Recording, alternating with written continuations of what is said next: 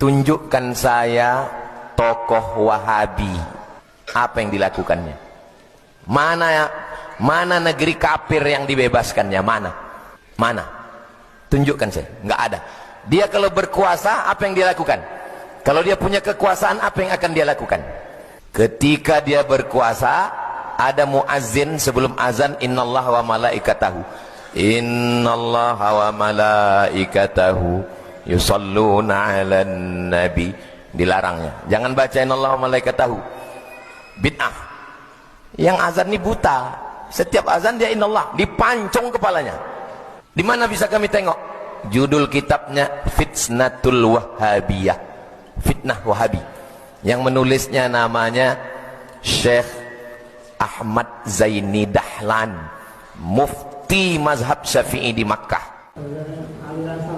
Aliran Salafi, aliran Wahabi, kalau berkuasa akan menumpahkan darah sesama muslim yang tidak sepaham. Baik, ini terkait pertanyaan ini sebenarnya pertanyaan yang aneh.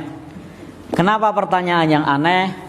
Karena yang kita ketahui bahwa ketika seseorang bermanhaj salaf itu praktis tidak ikut-ikutan dengan masalah politik kekuasaan.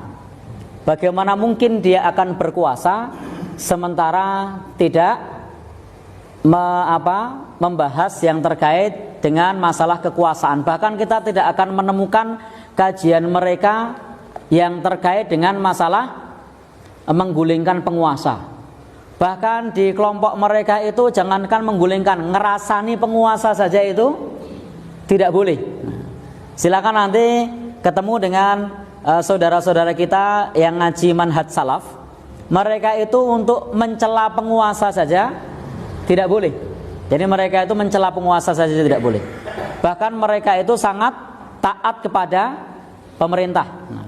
Contoh misalnya pada saat Ramadan, kalau di Muhammadiyah kan pakai hisab, berbeda dengan pemerintah.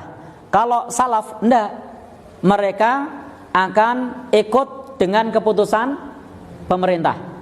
Bahkan andai pun yang dibuat oleh pemerintah itu, keputusan pemerintah tersebut itu dalam tanda kutip mendolimi mereka, mereka tidak akan melawan. Itu salah satu prinsip dari manhaj salaf. Nah, jadi itu pertanyaan yang agak aneh, karena tidak, bagaimana mungkin kemudian mereka merebut kekuasaan kemudian berkuasa dan menumpahkan darah kaum muslimin. Karena konsep dalam salaf itu konsepnya adalah bahwa kebaikan itu bukan dari atas, bukan dari kekuasaan, tetapi dari pribadi masyarakat yang baik nanti akan membentuk pemerintahan yang baik. Jadi dari masyarakat yang baik akan membentuk pemerintah yang baik. Nah, karena kalau masyarakatnya ini tidak baik, dengan cara apapun kita membentuk atau memilih pemimpin, maka karena bibitnya bukan bibit yang baik, maka hasilnya tidak baik. Saya kasih contoh. Bapak Ibu pernah makan kacang? Pernah ya? Kalau kacangnya itu semuanya isi 3, mau dimakan dengan cara merem, dapatnya isi 3.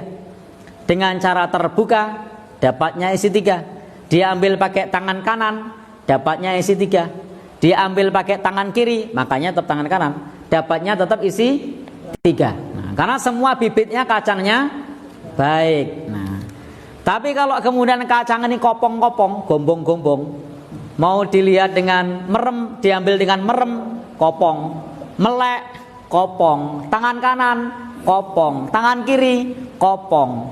Nah, konsep dalam manhaj salaf itu adalah kalau semua rakyat baik, maka pemimpin yang tampil adalah orang yang baik. Nah, kalau semua rakyat amanah, maka pemimpin yang tampil adalah amanah. Nah, tapi kalau rakyat ini adalah rakyat yang sudah terbiasa korup, biasa bikin nota palsu, biasa bikin LPG fiktif, biasa bikin saksi palsu, biasa rapel tanda tangan, nanti kalau berkuasa ya kurang lebih sama. Nah, jadi konsepnya adalah membentuk masyarakat yang mereka semua adalah orang-orang yang baik. Nah, jadi di manhaj salaf itu tidak ada kamusnya apa namanya revolusi, itu tidak ada.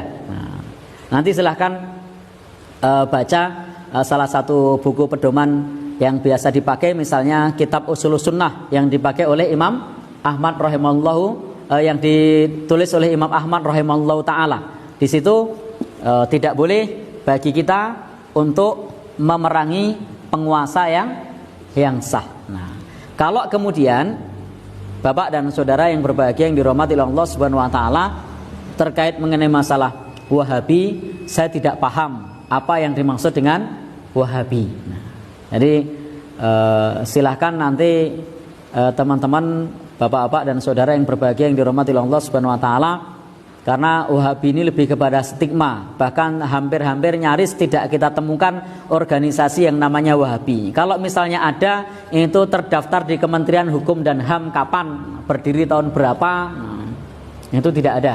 Yang tidak pernah ada ormas yang namanya Wahabi. Di negeri kita tidak terdaftar, di negeri lain juga tidak terdaftar. Nah, jadi tidak ngerti apa yang dimaksud dengan Wahabi.